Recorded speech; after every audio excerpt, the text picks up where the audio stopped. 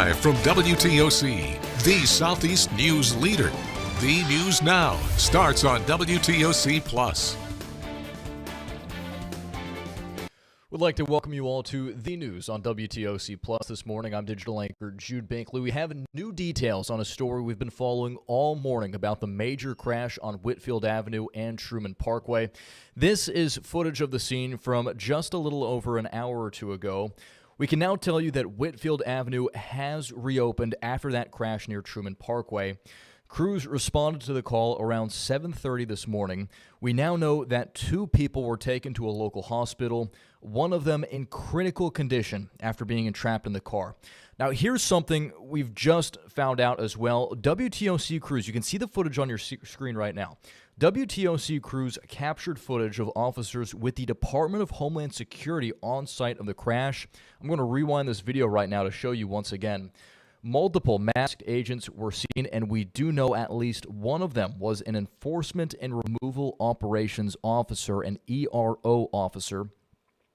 Again, this is a developing story. We do have crews on scene right now trying to learn more about the context of what exactly led up to this crash, what the DHS's involvement in this crash is, as well as whatever additional details we can find about the conditions of the people involved in the crash. Again, 2 of them taken to a local hospital, 1 in critical condition after becoming entrapped in their car. This is a developing story, so stick with WTOC as we continue to learn more about this. Well, we have new developments this morning as 4 of the 6 suspects in the Best Buy theft have received bail. 2 of them are still behind bars, with their first court hearing coming up later this week. You'll remember this $40,000 theft at Best Buy back in December. The scheme took place over a 2-week period. Savannah police confirmed an employee of the store said he was blackmailed into letting certain people leave the store with merchandise. That employee, along with 5 other women, were all arrested for their roles in the theft. Dorian Allen, the store employee, was granted bond. Savannah Pendergraft received bail. Shabria Summers was denied bond because she's on probation out of Cobb County. Brenda Gardner was given bond. Leslie Bostick was denied bond because, according to her court paperwork, she's currently on bail from a July shoplifting charge and at risk of reoffending. Crystal Smalls was given bond. All of them have been banned from Best Buy or contacting one another. They'll all be in court for the first time on Thursday. In state news, today opening statements begin in the trial for Colin Gray. He's the father of the alleged Appalachia High School shooter. Gray is accused of providing the AR-15 style rifle used in the shooting that killed 4 people back in 2024. Prosecutors claim he gifted the gun despite a warning from police months earlier that the FBI might have tied his son to a school shooting threat. Gray has pleaded not guilty to 29 charges, including second-degree murder. In national news, it's now been more than 2 weeks since Nancy Guthrie was reported missing. Authorities are honing in on articles of clothing the suspect was seen wearing in security camera footage from that night in the investigation. Today's show host Savannah Guthrie has posted a new video with a message for the person holding her mother. CBS News' Bradley Blackburn has the latest. We still have hope. In a new video, Today's Show co-host Savannah Guthrie made this plea to whoever is holding her mother. It is never too late to do the right thing. Police believe Nancy Guthrie was taken from her home on February 1st. The FBI says a black glove found near her Arizona home is being tested for DNA and that it matches the gloves seen worn by the suspect in doorbell camera footage. We got to find that guy. Somebody out there knows who this is. Authorities are asking for the public's help to find the suspect, who they believe is male, 5'9" or 5'10" tall, with an average build. Sources tell CBS News investigators have reviewed security camera video at this Tucson Walmart store as they focus on the black Ozark Trail hiker pack the suspect was wearing in the surveillance footage.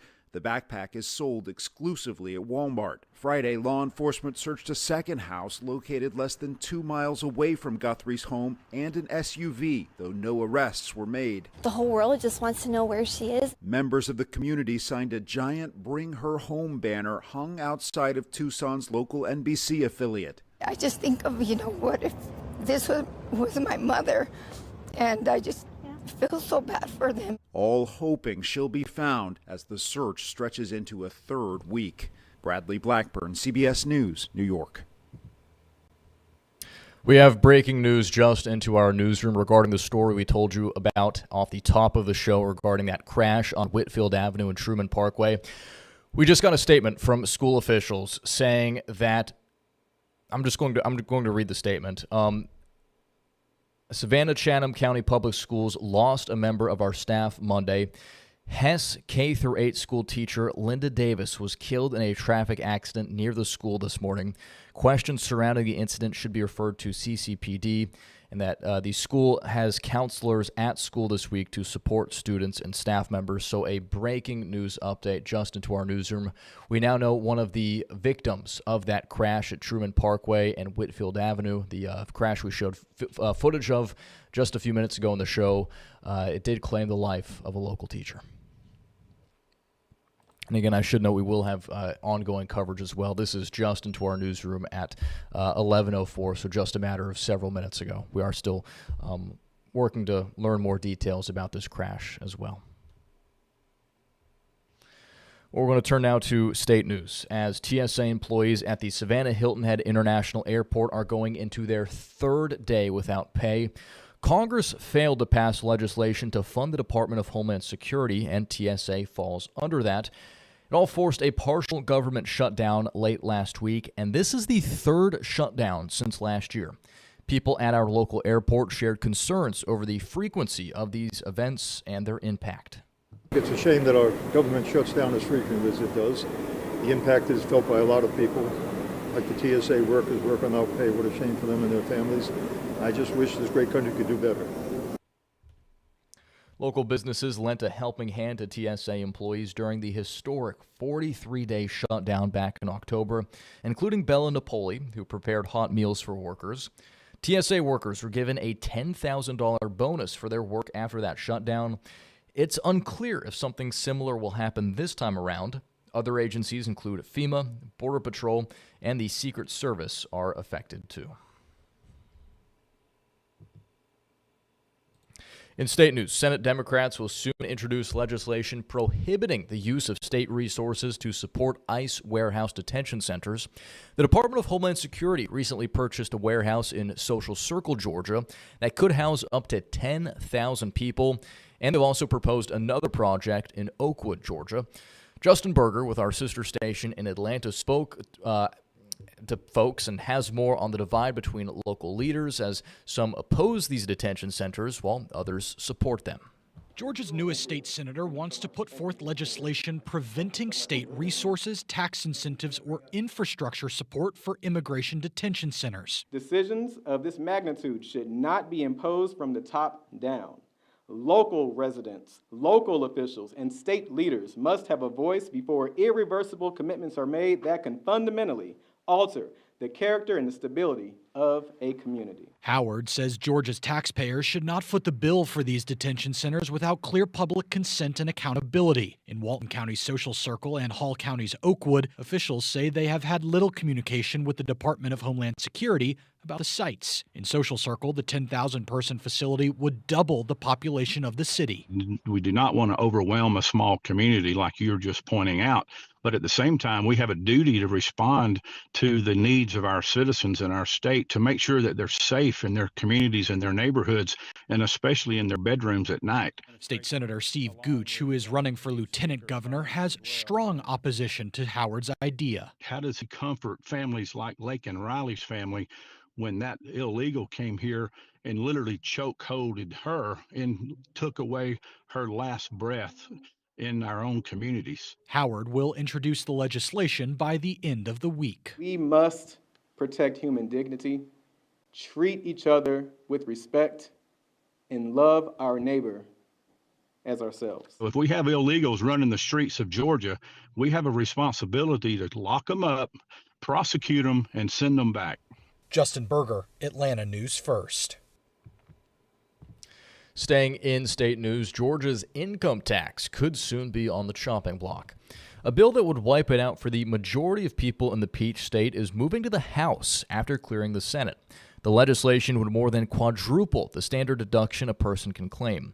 In the first year, about 2/3 of Georgians would be paying no income tax at all. Supporters say it would save an average of about $5,000 for the average Georgia family. Critics say the state uses that income tax to fund services that serve Georgians. It's real money in real people's pockets, not token money that we've told them will help them later. Senate Bill 476 is tailored to address the affordability crisis for the middle class. This scam bill creates a massive hole in our state budget. It's going to be a hole so deep that it will swallow the services that families, everyday families, rely on. Right now, 9 states do not have a state income tax. Well, lagging Georgia drivers could soon be asked to pick up the pace. Some Georgia lawmakers want to increase the minimum speed limit on major highways from 40 miles per hour to 50. This would only be for highways where the maximum speed is 65 or faster. The bill's sponsors say the gap between the slowest drivers and the fastest drivers is causing deadly rear-end crashes. Critics argue the change could be too hard on senior citizens and student drivers. Right now, that bill is still in committee. Well, early voting begins today for one of the nation's most watched special congressional elections right here in the Peach State, Northwest Georgia's 14th congressional district. Republican Marjorie Taylor Greene stunned the nation in November with her resignation from Congress. Now, voters will see 20 candidates on their ballot this week. 15 Republicans, 3 Democrats, 1 Libertarian, and 1 Independent are facing off to take over Republican Marjorie Taylor Greene's seat. Now, President Donald Trump has endorsed Lookout Mountain District Attorney Clay Fuller. Because there are so many candidates, a runoff election is all but certain, which has been set for April 7th. Whoever wins will fill out the remainder of Greene's term through next January. The district, which encompasses much of northwest Georgia, is solidly red, but local GOP officials won't rest on what's likely to be a Republican victory. Democrats are also clear-eyed about their chances, but say it's always worth the fight. You still got to put the work in because at the end of the day, we're a red district in a red county for a reason. It is very red. I mean, those maps were drawn in such a way that is highly partisan to the Republican side. But I do think that, it could be a bellwether, perhaps, on what may come in 2026. And early voting again begins today, and the special election for this is March 10th. In the wall goes Herbst, and Tyler Reddick comes to the line. Wow. A shower of sparks behind him. In sports news, Tyler Reddick won Daytona 500 after leading the race for only the last lap. The number 45 car drives for 6-time NBA champion Michael Jordan's NASCAR team.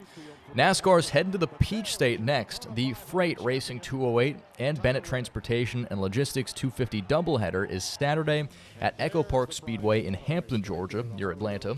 Kids get in for free. And then Sunday, it's the Auto Trader 400 NASCAR Cup Series race. And finally, here on WTOC Plus, the city of Savannah might be looking a little bit cleaner today, thanks to the Old Savannah City Mission teaming up with the Savannah Police Department. The two groups joined forces for their 5th annual Love Thy Neighborhood event on Saturday. Volunteers hit Thomas Square and nearby neighborhoods, picking up trash and, as the event title states, spreading love. Organizers say it was a fun and meaningful way to make a difference in the community. Been doing this for about 5 years. We actually have churches from Jacksonville, Florida that came up. Callahan Church came up this weekend to give us a hand. So it's a great opportunity to show that we care about Savannah. After a long day of service, volunteers enjoyed a free lunch as a thank you for their hard work. All right, we're going to wrap things up here this morning for the news on WTOC Plus. We'd like to thank you all for joining us. We'll be back in just about 45 minutes for another round of stories during the news at noon right here on WTOC and WTOC Plus. Thanks for watching, and here's Local News Live.